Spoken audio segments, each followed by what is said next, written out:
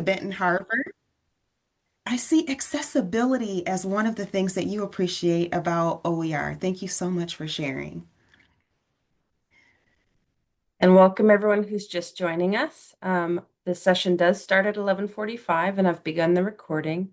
We're going to wait one more minute to let everybody make sure they've found the right calendar invite and found the right link to get to us. But as Precious has just noted, there's a prompt that you can start to type in. And I will plan to, in about 2 minutes, just copy paste them back into the chat for anyone who joins us late so that they can see everybody. Thank you, Lauren. You are such a great Zoom room host. I really appreciate being able to connect with you on this today. Of course. So, those who are coming into the virtual space or reviewing this on your devices, there is an opening question that I'm asking everyone to begin engaging with. And that question is sharing your name, your institution, and a word that best describes what OER, what you appreciate about OER. And gotten some responses in the chat. Accessibility has been a word that's shared. Someone else mentioned in the chat something that they appreciate about OER levels the playing field, and that's okay. There's no right or wrong if you want to share more than one word or a phrase about what you appreciate most about OER. Another word is flexibility, affordability, the people. I like where you're going with that, Julia. I also see advocacy and easy access for students and faculty. Thank you so much for engaging with me. Lauren, you have something to share. I do. So I'm going to have us officially start and welcome everyone to our last session of this virtual summit. And when this session ends, there's going to be no specific wrap up, but we would love to hear from you in the chat here, anything that you want to share with me and the other organizers of this virtual summit. And we'll keep those for our records. And you can also email us as well. I'll put my email in the chat. So here we are with our session led by Precious Miller. So I would like to introduce her and then hand it over. So Precious joined the MCCA in February of 2020 as the MI Best Coordinator, leading efforts to create and sustain college systems that offer holistic support for students. In her current role, Precious collaborates with members to identify and address the unique needs of Michigan's community college students and employees. She also works to develop partnerships, provide training, advocacy, and create opportunities for fostering campus cultures of belonging.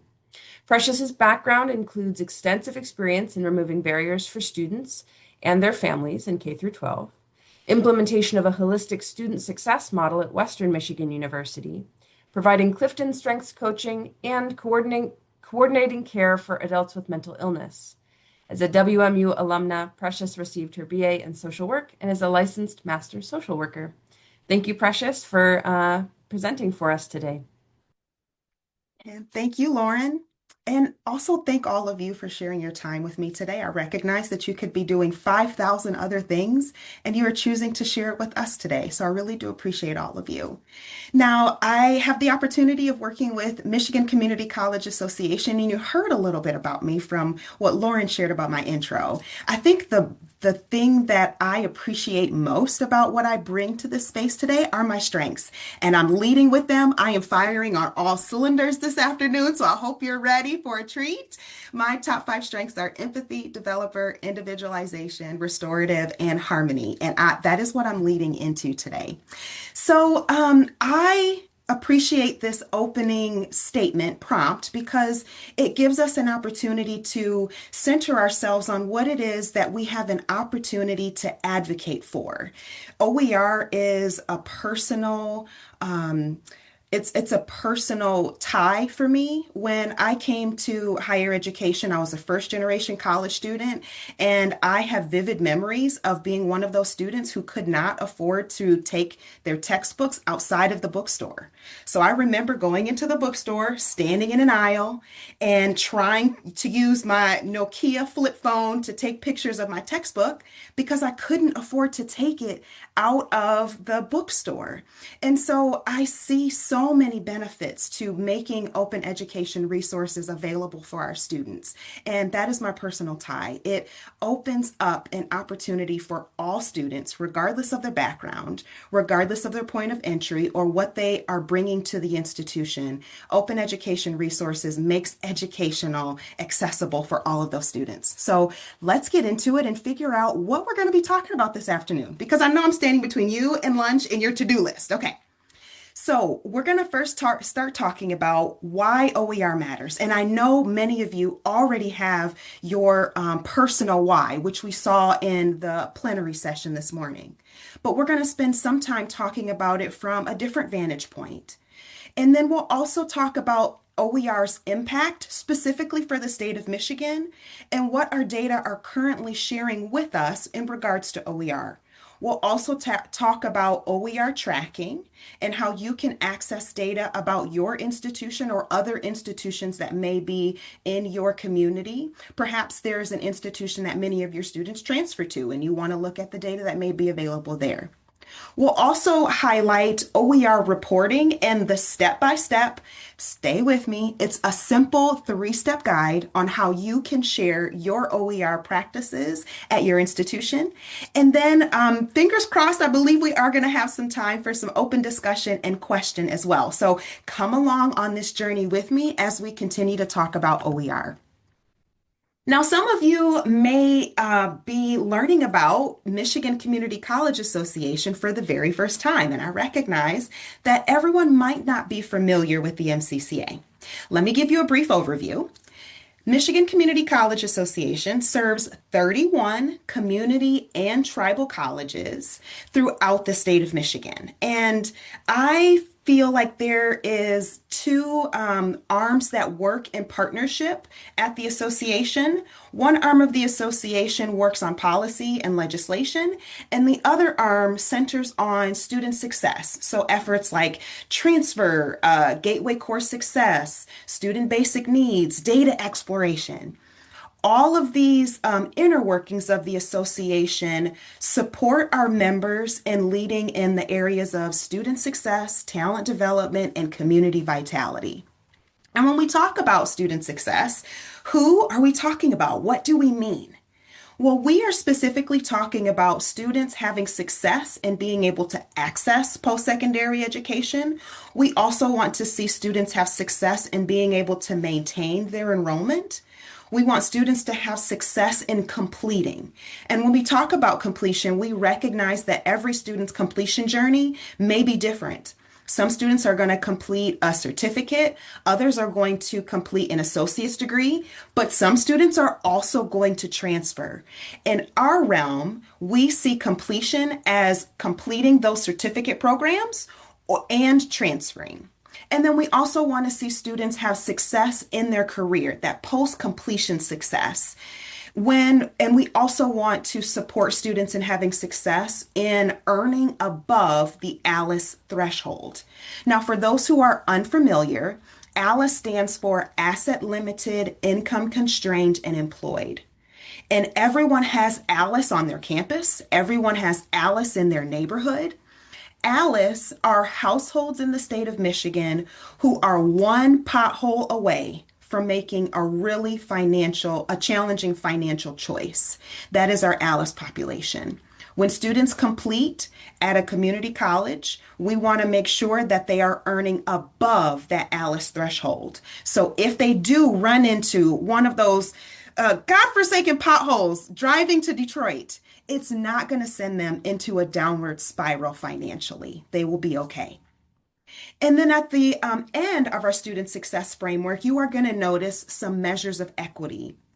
At the association, we find it very important to disaggregate our data so we have an idea of where our programs or services are supporting students in their access, momentum, completion, and career. But when we disaggregate our data, we have a fuller picture of where our systems are not working as intended. So it's important for us to make sure we're disaggregating our data to better understand our student demographic and better support them in having that student success.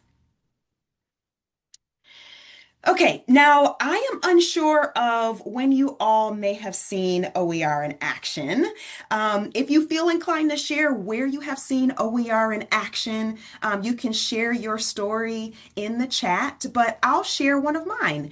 And it's like the past version of me knew I would need this story because today was going to happen. And this is a real story and an image that I was able to capture of me seeing OER in action. I was at the airport. And it was about this time last year, actually, I noticed a student from Washtenaw Community College as the student and I were both waiting to take a flight out of North Carolina. So we were not in Michigan. The student was on their laptop, and I snapped this picture, and it appeared as though the student was studying on their phone a little bit, but also studying and logged into their college e-library. And the student was reading a book titled, Is Factory Farming Hurting America or Harming America? And what I appreciated about seeing this OER in action was that the student didn't have to get past a paywall. The student didn't have to scramble for a book. And there was also no waiting in a bookstore line. It was open and accessible. And I realized I was watching OER doing exactly what it's supposed to do. Learning happening in real life, in real time, and it was happening on the student's terms, in a terminal, out of state, at North Carolina, waiting for a flight. Now, I feel like OER is invisible when it works, but it is so powerful. This moment reminded me that OER isn't about a policy or a platform. It's a student in an airport continuing their education without barriers. OER could be that parent going from grocery pickup to school drop off. That moment, this moment that you're seeing in this image, is small, but it's not isolated. Across Michigan, we know that students are having same or similar experiences every single day in their cars, in break rooms, on their lunch breaks. The question for us isn't whether OER works, because we know that it does. The question is, how do we scale what we know is working? So, why OER matters for student success right now in the intersection between this conversation and what we know at the MCCA, what conversations are currently taking place in the higher education ecosystem right now. So, let's talk about that for a minute. We partner with many organizations in the higher ed landscape, and Community College Research Center is one of them. And they've shared with us a specific framework called Community College 3.0. And we also partner with the Aspen Institute, who also have infused their research into this conversation today. And I'm hoping that at the end of our conversation, you all will join us in the Community College 3.0 mission. And the truth is that students don't come to community college. Students don't enroll just to get a degree. They come to better their lives. They want to change their lives or change the lives of their loved ones, their communities. They want to come to higher education to make a change in their life. And the hope is that we would be able to deliver on that promise. So when they come into our learning environment, we want to support students in what we call Community College 3.0, which is being committed to the post-completion success of students. We moved beyond students having access to post-secondary education and completion of their program or transferring to family sustaining wages. That's that post-completion success mindset. We want to ensure that students aren't just receiving a quality education because we know we can deliver on a quality education. But that education then advances the student into a future of financial flexibility and freedom. And when we commit ourselves to how successful students are when they leave our institutions, what we do today becomes incredibly important. I was listening to a TED Talk, and one of the speakers had said something so profound to me. They said, the future is asking everything of us today. So the choices, the ways in which we advocate for OER, the ways in which we make the case for OER is important today because what we do today is going to impact tomorrow. And tomorrow for our students should lead them to post-completion success. So, to introduce the idea of Community College 3.0, it's important to understand a little bit about the history of community college. Community college began as access institutions, and we should not abandon the mission of access or completion because those missions still need to be accomplished. We've just added an additional component of that post completion success because we want to make sure that students have flexibility within their budget. Going back to ALICE, that asset limited, income constrained, and employed household, according to the ALICE data, individuals need to make in the state of Michigan, need to make $24.72 as a single household adult. We want every student to make that and more, and we do that when we commit ourselves to them being successful long term. I'm going to check the chat to make sure I'm not missing anything. And if you do have questions, please feel free to place them in the chat or go ahead and raise your hand and we can have a conversation. Okay. So now some of you may be asking, now how do we get to post-completion success? What does this look like? How do we get there? Well, if you ask that question, it means I haven't lost you. I'm doing a great job and I want to answer that question for you. Conveniently, I'm so sorry. I am jumping ahead. I guess I really am firing on all cylinders, and I'm this excited about what we get to talk about next. So, Community College Research Center actually just released a book that answers this specific question. How do we get to post-completion success? How do we get to Community College 3.0? Well, they've actually laid out a roadmap of how we get there. And they've broken this down into 5 specific frontiers of practice. Frontier 1 is all about aligning programs to good jobs and transfer in a student's desired major of study. So, really painting the through line between where students are today and how they can get where they want to go. That's frontier number 1, being the crosswalk at a community college between students and their employment opportunities. Now, when we look at Frontier 2, it's about active and experiential learning, ensuring that every single course that the student takes um, has materials and reading opportunities that not only engage the student academically, intellectually, but it's providing them with opportunities to problem solve, to work in teams, to critically think. And we know that all of these skills are things that employers are looking for when they're doing their hiring. Frontier 3 is about career and college program exploration. So we're supporting students in exploring their desired career field, connecting to experts in the field, and helping the students get on a path and stay on that path for that post-completion success that we've been talking about. Frontier 4 is all about on time and affordable completion, which includes supporting the holistic needs of students so they can complete in as little time and as low cost as possible. And many of us know that time is a valuable commodity, and our students may not have a lot of it. I don't know about you, but my to-do list seems to grow every single day. Well, the same thing can be said for our students. So we want to make sure that we are maximizing their time and helping them to complete in as little time as possible. And that takes us to frontier number 5, which is about supporting our dual enrollment students and supporting high school students with models and best practices that we utilize in our college advising and onboarding.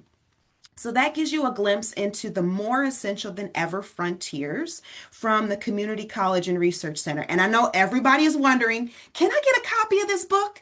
Absolutely. It's on Amazon, and I will be happy to share with you more direct links to their other promotional materials that CCRC has uplifted to support institutions and building on these frontiers of practice at scale at their college. All right. Frontier 4. Of all the frontiers, I can see lots of overlap between OER and Frontier 4 because this frontier emphasizes on time and affordable completion. From the authors of the More Essential Than Ever book, it's stated that colleges have their lack of well-intended reforms aimed at increasing the likelihood of student success. What is missing from many of these initiatives, however, is an emphasis not just on completion, but on completion that is on schedule and affordable. When we scale and use OER to its maximum capacity, that's exactly what we're doing. We're affording students the flexibility to learn on their terms. Remember, in the airport, in their break rooms, in between diaper changes. And we're helping students complete in as little time as possible because the resources are there. It is adding additional access for our students. And why is that important? Why is it critical that we make sure that we are offsetting as much as we possibly can that's in our control to do? It's important because we know that not all of our students are completing. We know that some of our students are choosing to stop out, to completely withdraw. And some of them may not return to the academic rigor that they were previously doing. And I started to identify why that might be. Conveniently for me, a publication dropped in my lap, and so I'm going to drop it into yours today. This is a screenshot from a publication that was done by Gallup and Lumina Foundation about a year or two ago. And what the publication essentially highlighted was the many reasons why students choose to stop out of their higher education. And they look at it from a 2-year institution perspective and a 4-year institution perspective. Now, what I've highlighted specifically here are the considerations that students use in order to the reasons why a student would choose to stop out. And it's because of emotional stress. That is the number one reason. When I initially thought about this, some of my thinking was that students would choose to stop out because it's expensive, because it's challenging, because they may not feel that they belong. And I'd wager that all of those factors are still in play, but that emotional stress is the number one reason. And my wondering is if a student is stressed, there could be many reasons why a student would be stressed. But if we can offload some of that by just making their textbook something that is within their reach, perhaps some of that emotional stress would decrease and make it a bit easier for a student to maintain their enrollment. So we've seen a little bit of data from some of the experts. We've thought about or looked at the frameworks that some of the experts in the field have to share with us. But what are students saying about OER? What are students saying about their experience and affordability? Well, 73% of students reported working for pay while they're enrolled. So students are telling us that they're working.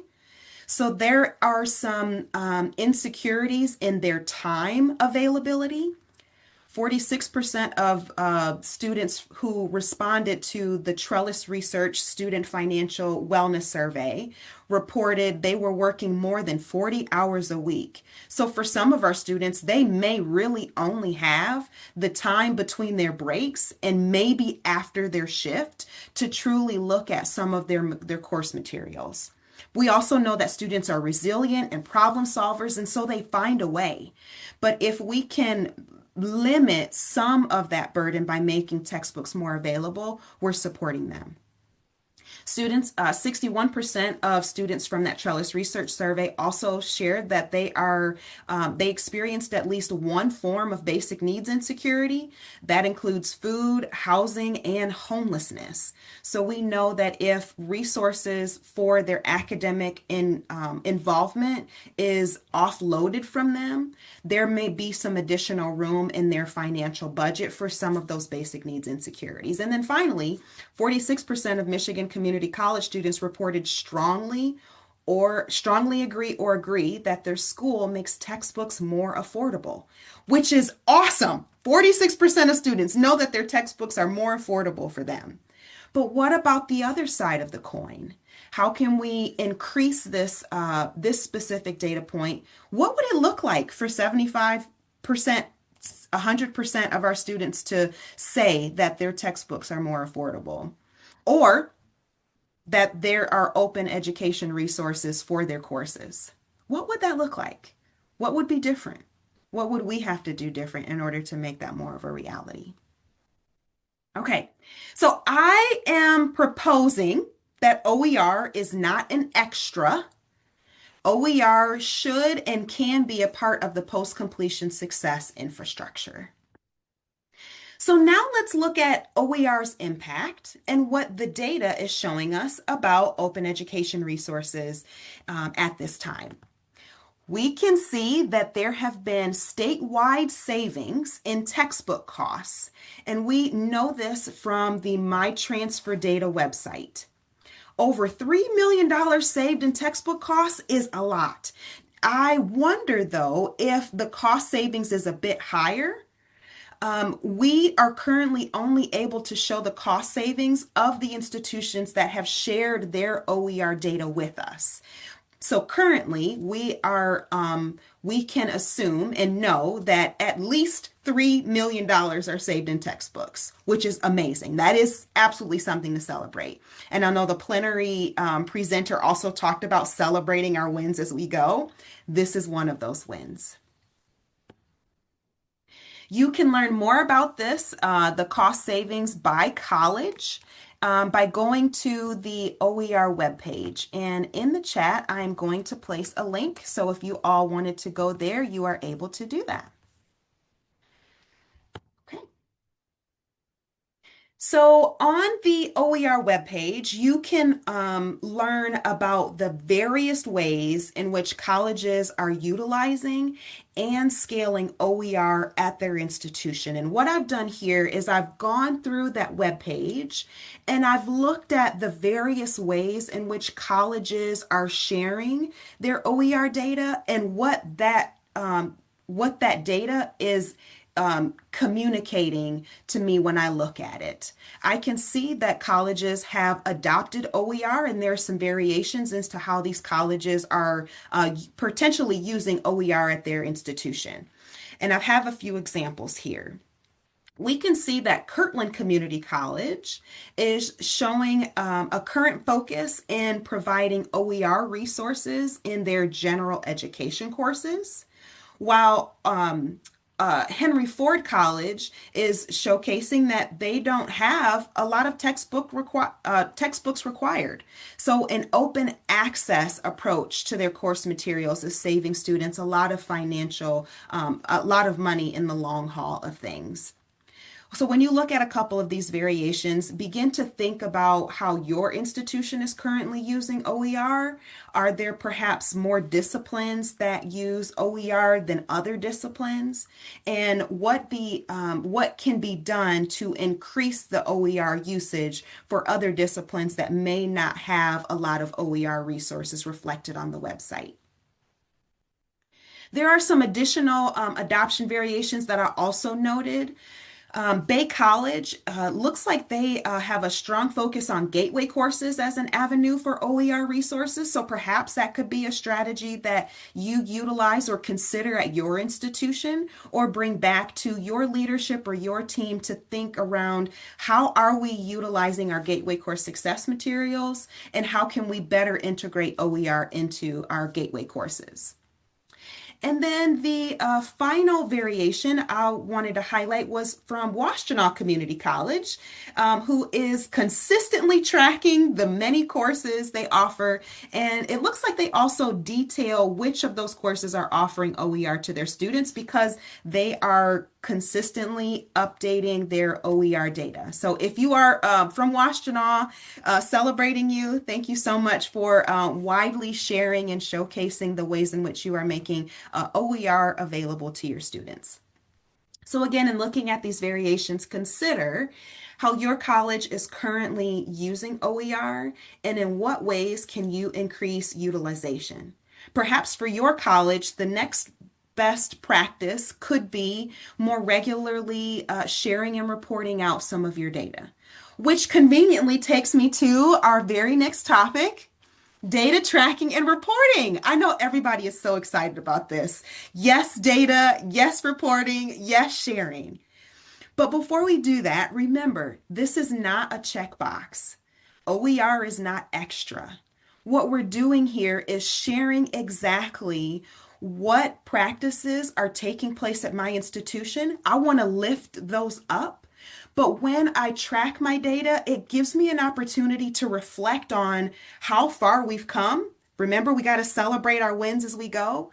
And then it also gives me a strategy, a data informed strategy of where it is we need to go in our next step. So let's bring that into our conversation as we're talking about data tracking and reporting. Can we do that? Yeah, Precious, let's do that. I hear you. I hear you. You guys are doing great. Okay, so individuals can go into the mytransfer.org webpage to better understand the three buckets that I've outlined here: OER savings by college, and then OER usage by discipline. And again, you can go to the chat and view that webpage link and look at this data for yourself. Brief moment, I'm going to get on a soapbox because everybody is a data person. I know some people, when they hear the word data, they think, no, numbers, I don't want to do that. No, every person is a data person. Some people lead with data by mindset. So I'm thinking about the numbers and is this the right number and how are we measuring this? Some people think about data from the heart. Some people are thinking about the person behind the number. Whichever train you are riding into this conversation on, data is for you, and data is approachable, and data can be fun, okay? And I'm saying this from personal experience, from a person who leads with data from the heart, because I see the people behind the number, okay? All right, I'm stepping off my soapbox now. So we're talking about open education resources and those reports on the website.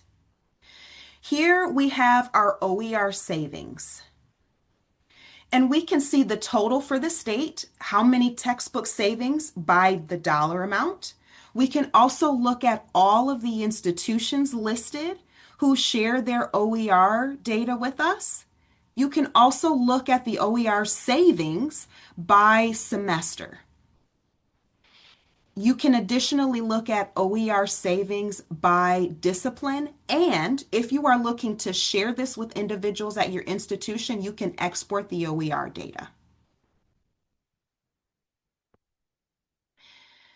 Okay. Now, when we look at Open Education Resources Report savings by college, you will see many of the colleges listed here. And then you can look at the start semester, savings by college, looking at the start semester. So when do I want to look at how far back do I want to go? And leading up to the current point in time. This gives us an opportunity to make the case, right? How much have we saved? And what wins can we celebrate? Thinking about how far we've come. When I think about making the case, how much we have saved by college, I'm also thinking about how much we've saved for the student for the sake of making higher education affordable for students. When we make it affordable, we make it accessible. If it's accessible, students are going to stay. If students stay, they're going to complete. That's a win for the student because we are pointing them in the direction of post-completion success. But it's also a benefit for the institution because we were able to maintain that student's enrollment long term versus that student dropping out and having no financial flexibility or freedom, and the student dropping out costing the college in lots of monies long term. It's a win-win when we are saving, when we have OER savings, both for the student and for the institution. Now let's look at those OER reports. We can look at the reports by discipline. There are several listed here. You can look at the decide which semester you want to take a closer look at. which semester had the highest number of OER usage by discipline? And is that different from year to year? If so, why is it different? And how can we increase that if it's necessary? One thing that I noticed when I was exploring utilization by discipline is that one year anthropology had a high number of OER resources, but then in the next semester it did not. Is that because the course was not offered? Okay, great, reasonable. But if that course was offered and OER usage dipped, why is that? That could give you some conversation strategies to have at the department level and ways that you can encourage wider usage of OER. All right, so now let's get into OER reporting. Now, regarding OER reporting, a member or members, so more than one person at an institution, can be granted access to insert OER data on behalf of their institution. The assigned individual can then log into the mytransfer.org website and enter their OER data. Now, there are many manuals and instructions on how to do this, but I find that it is most approachable to venture into OER reporting when we can walk through it together. So I'm going to stop sharing my slides here for a minute, and I'm going to reshare another screen that will allow for us to walk through the OER manuals and instructions so you can then feel empowered to do this independently or to share it with other colleagues at your institution. So you're going to log into the mytransfer.org website. And when you log in, you're going to scroll to the very bottom of the screen and you're going to click that login button on the bottom right corner. Once you log in, you are going to insert your username and password. Now, some of you may be thinking, oh, I don't have usage. I'm not a user right now. That's totally fine. If you are not a user and you are interested in becoming a user, you're actually not going to contact Jenny Shanker because she has happily retired and we celebrate Jenny. But you are instead going to contact an institution. Now, on the page, mytransfer.org, if you scroll down to the very bottom, it gives you an option to contact an institution. You would contact your specific institution and say, I would like to request access to insert and upload OER data. And you and your institution can work through your username and password so that you have the ability to do that. Once you do log in, you are going to be welcomed into a dashboard. Now, of all of the options on the dashboard, the one I want you to focus on is the OER data, which is noted on the left-hand side. You're going to click OER data, and then there are a series of options. The options that I want you to focus on is import OER data and a template file.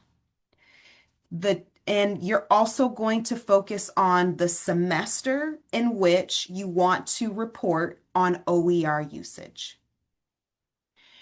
When you click to upload your OER data, you must do so using a very specific template.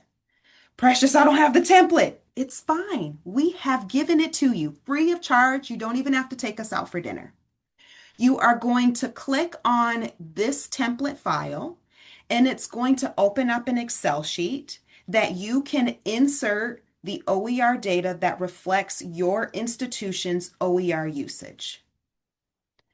Once you complete that Excel sheet, and this is exactly what the Excel sheet looks like, you're going to insert the discipline, course number, course title, number of students enrolled in that course, the title of the textbook, and the provider. When you do that, you are going to save it as an XLS file. I'm sorry, you're going to save it as a CSV. If you save it as anything other than a CSV, it is not going to upload correctly. If you don't do or remember anything else from uploading your OER data, it's make sure you save it as a CSV so that it can be uploaded appropriately. Let's see a couple chats. What if our institution is not listed? We have never uploaded data before. Kalamazoo College.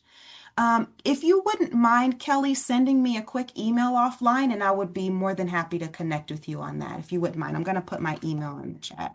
Or Evan, I see you're also on the call, so if you want to jump in, you can. Or Kelly, you and I can connect offline. Yeah, I Okay. can jump in. So, Oh, sure. Kelly, Kalamazoo College has an institutional profile within the MTN to be able to report transfer data. So, we would just need to identify whomever would be updating the OER data, and grant authorization for you to go in and make those adjustments and changes. If that's you, then we can get you set up with that access. And if it's somebody else, just let us know whom, and we can connect with them and do the same, and always open to be able to provide kind of these trainings and overviews too if it's needed. Great. Thank you, Evan. No Everyone problem. meet Evan. He's my colleague at the Michigan Community College Association. Hi, everyone. Okay, so once you have saved your file as a CSV, you are going to upload it onto the mytransfer.org webpage. And there's an upload button. Once it has uploaded successfully, you are going to see a green screen with green text that says Save Data. There is a two-step process to confirmation because we want to make sure that we captured your data correctly. So before you save the data, just do one additional glance over of the information to make sure that what is reflected in your Excel sheet is also reflected on the website. And then you are going to click that Save Data on the left-hand side. Now, I'm going to go back to the PowerPoint presentation. I'm mindful of time. The instructions in the manual are also saved on the website. I saw there was a link in the chat that directs you to those instructions. But as Evan shared, if it would be helpful for us to do a demo of this live with you with your Excel sheet, we can also do that. Okay. Current screen. I don't think I'm sharing this correctly. One second.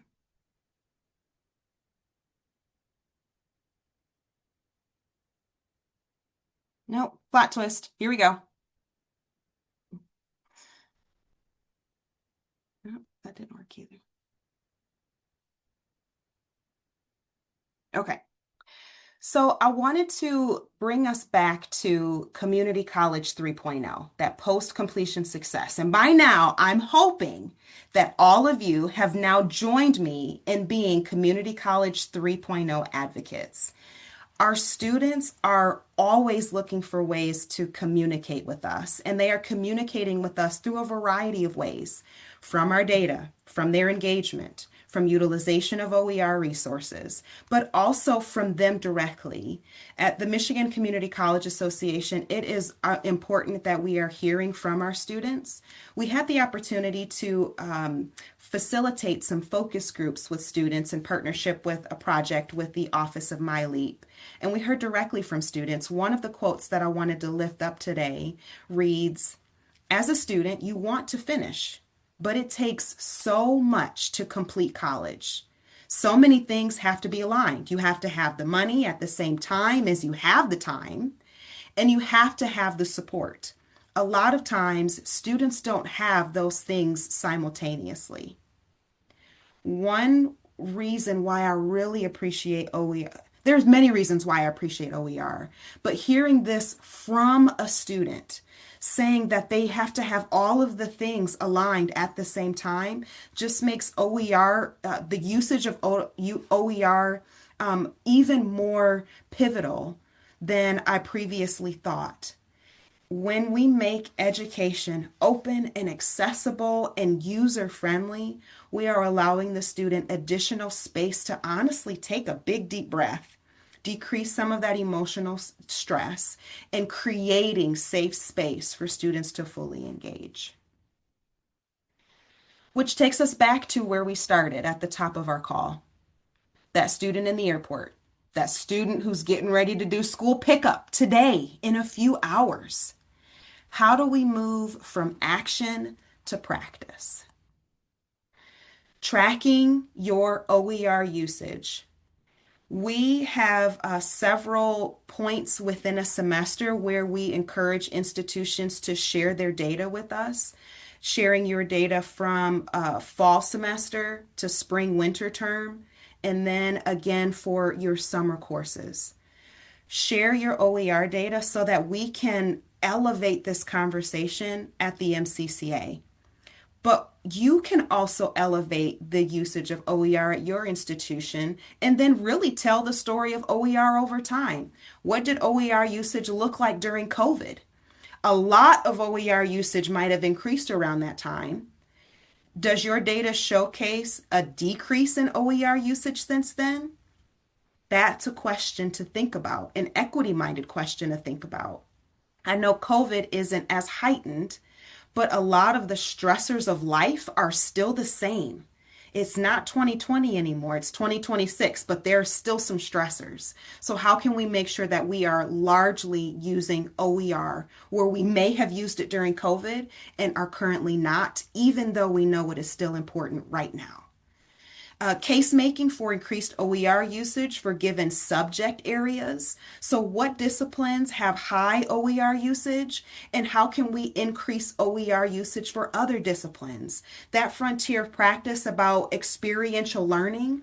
That could be a great place to begin if you want to get plugged in on that more essential than ever framework. How can we make it so that every single class is hands-on and experiential learning, not just our STEM courses, but our English courses, our anthropology courses, all of them. How can we make it engaging and exciting and fun?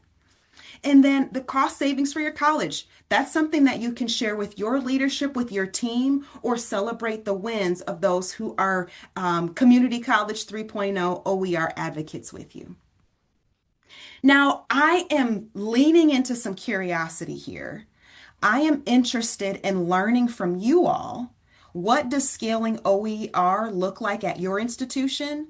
Is it looking at gateway courses? Is it more regularly sharing your OER data? What does scaling at your institution look like?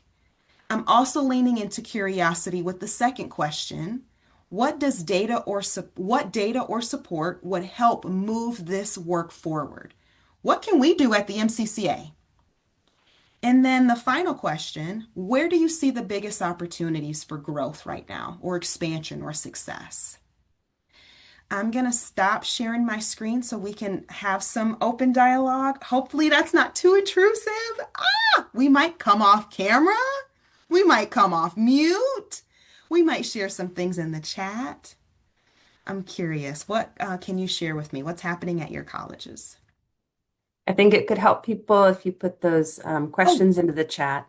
yeah. Um, Yeah. one thing I'll share as you do that is that I think if MCCA had a particular step that I know would help some of my faculty, it would be trying to engage more four-year institutions also in OER tracking, because there are some kind of holdover fears in certain disciplines at my school that some of our transfer partners, not our majority ones, but some of our transfer partners won't take a particular class if they don't use a particular publisher textbook. And so when we can show them data of what the four-year schools are using, I think that can really take away that myth because it's very hard to convince them otherwise.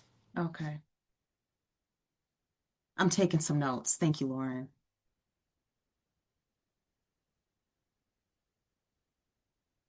Okay. What would be different if you had the answer to that question? If textbooks were known between 2-year and 4-year institutions, what do you think would be different? I don't want to call out my specific faculty members. So in X class, and this might be a past experience they had, um, their concern was if they don't use the same textbook that institution uses, then Y institution won't take their course for transfer. And so if we have data that shows that that institution, maybe not necessarily for that class, but is using OER pretty widely, then it opens up the conversation to be able to kind of contact someone in the relevant department and say, hey, do you know if this is going to be an issue? Because I can see that this many courses at your four-year institution are using OER. Mhm. It's a movement that is gaining traction. Like that shouldn't be the only way that you're assessing transferability. Okay, great. Thank you for that example. It is helpful for me to visualize the connection between the two and how sharing its usage on the four-year institution side opens up broader conversations for scaling for the 2-year. I hear that. Thank you. Okay. Other questions or wonderings? Okay. No, Precious, you trying to get me to talk? I'm ready to go home or get some lunch. It's okay. I hear you. I hear you.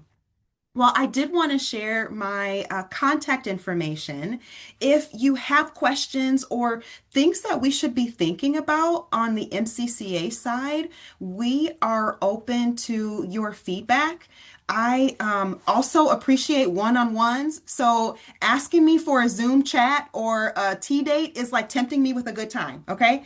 So I really hope that you all feel empowered to connect with me and just share what you're learning, what's working, what's not working, and how we can better support you from the Michigan Community College Association. And with that, Lauren, I know we finished a bit early, but I'll turn things over back to you. Yeah, thank you so much, Precious, for this session. What I'm going to do is turn off the recording. That way, for the last chunk of time that we have, people might feel more open to just open conversation, unmuting and sharing. So thank you everyone for attending this session.